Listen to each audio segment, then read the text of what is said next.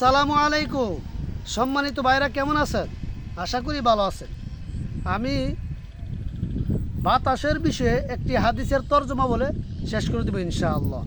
আন আবি হুরাইরা রাদিয়াল্লাহু তাআলা আনহু قال سمعت رسول الله صلى الله عليه وسلم يقول الريح من روح الله تأتي بالرحمة وبالعذاب فلا تصبوها واسألوا الله من خيرها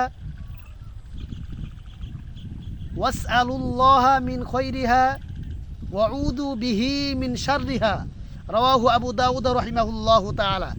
ইমাম আবু দাউদ রহমাতুল্লাহি আলাইহি ওনার সম্মানিত কিতাব আবু দাউদ শরীফে এই হাদিসটি উল্লেখ করেছেন।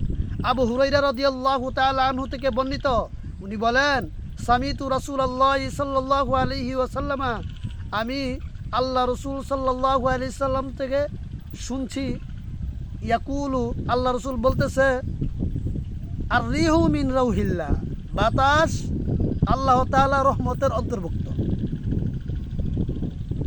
শাব্দিক তরজমা আর রাউহু মিন রাউহিল্লাহ, দুনিয়ার মধ্যে যত শান্তি আছে, রাউহুন শাব্দিক অর্থ হলো শান্তি, দয়া, সাহায্য, আরও অনেক অর্থ আছে।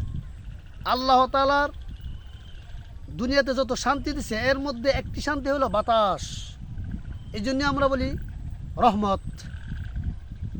তা'তি বির রহমাতি ওয়া বিল আযাবি, বাতাস রহমত নিয়ে আসে এবং শাস্তি নিয়ে আসে।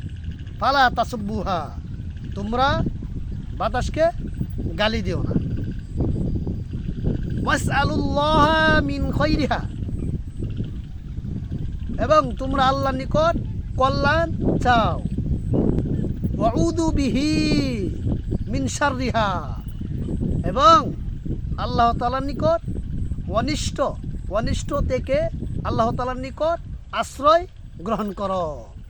ভাই, ইসলামের জন্য ভিডিওটি শেয়ার করে দিবেন।